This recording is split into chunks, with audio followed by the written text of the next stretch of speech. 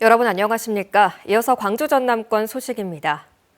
광주와 전남에 비가 내리는 가운데 구례군에는 대설특보가 발효됐습니다. 광주지방기상청은 오늘 오후 4시를 기해 구례군 산동면 성삼재에 2.2cm의 눈이 내리면서 대설주의보를 발령했습니다. 눈은 내일 새벽까지 1에서 5cm가 더 내리겠으며 광주와 전남 지역에는 5에서 20mm의 비가 내릴 것으로 예보됐습니다. 광주시가 광주공항 국제선 임시 취항을 다시 추진합니다. 강기정 시장은 오늘 기자들과 만나 국토부가 무안공항 폐쇄 기간을 7월까지로 3개월 연장함에 따라 광주공항 국제선 임시 개항을 요청하는 신청서를 이번 주 정부에 제출할 계획이라고 밝혔습니다.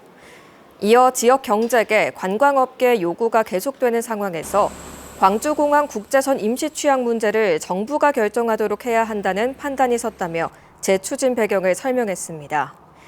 강 시장은 그러면서 무안공항을 서남권 관문공항으로 육성하기 위한 광주 민군통합공항 이전 문제도 전라남도와 함께 노력하고 있다고 말했습니다. 광주시가 차기 정부 국정과제에 지역 현안 사업을 담기 위한 주간 여의도 집무실을 6.3 대선까지 운영한다고 밝혔습니다. 강기정 광주시장은 오늘 출입 기자단과의 정례 차담회에서 대통령 선거는 지역 현안을 해결하고 발전을 도모할 수 있는 절호의 기회라며 매주 수요일 5개 원내 정당에 광주의 정책을 제안하고 설득하기 위해 서울에서 집무를 하겠다고 설명했습니다.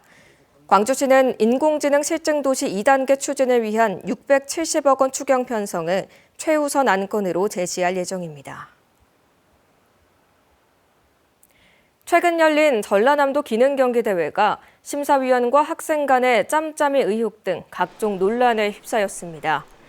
전라남도에 따르면 기능경기대회 산업용 드론 제어 종목에서 대회 전 특정 학교 학생과 사전에 접촉하는 등 규정 위반으로 심사장 등 4명이 해촉됐고 해당 학생들은 이번 대회에 기권한 것으로 확인됐습니다. 또 기능경기대회에 초경량 비행장치 조종사 자격증을 보유하지 않은 무자격 참가자를 모집해 부실 운영 논란도 일고 있습니다. 기능경기대회는 전라남도가 주최하고 한국산업인력공단 전남지사가 주관하는 대회로 산업용 드론 제어와 제빵 등 38개 종목으로 구성됩니다. 세척수가 들어간 우유를 유통한 매일유업이 과징금과 영업정지 처분을 받게 됐습니다. 광주시는 지난해 말 세척수가 들어간 우유를 유통한 매일유업 광주공장에 대해 과징금 2억 1천만 원과 영업정지 15일 처분을 내렸다고 밝혔습니다. 당시 식약처와 광주시의 합동조사 결과 멸균기 밸브가 1초간 열려 세척수가 유입된 것으로 드러났습니다. 여수 앞바다에서 침몰한 제22 서경호에 대한 실종자 수중 수색이 이루어지고 있는 가운데 사고 발생 후 64일 만에 심해 잠수사가 선내에 진입했습니다. 전라남도와 실종자 가족 등에 따르면 지난 11일 심해 잠수사들은 수심 82.8m 아래에 가라앉은 서경호까지 유도선을 타고 내려가 조타실 내부 진입에 성공했습니다. 하지만 내부에는 그물등 장애물이 많아 정밀 수색은 진행하지 못했습니다. 전라남도는 서경호 실종자 수색을 위해 지난달 10억 원을 들여 민간 잠수사를 투입하고 있으며 오는 16일에서 17일 사이 기상 여건이 호전되면 수중 수색을 이어갈 계획입니다. 지난해 광주 전남 지역 상장 법인들의 영업이익이 흑자로 전환됐습니다.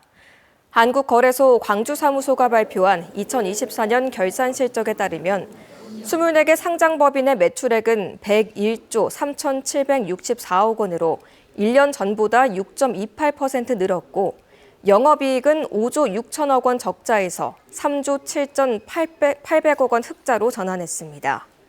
특히 실적의 90%를 차지하는 한전은 매출액이 91조 6,400억여 원으로 1년 전보다 6.78% 늘었고 영업이익은 6조 5천억 원 적자에서 3조 1,600억 원 흑자로 돌아섰습니다.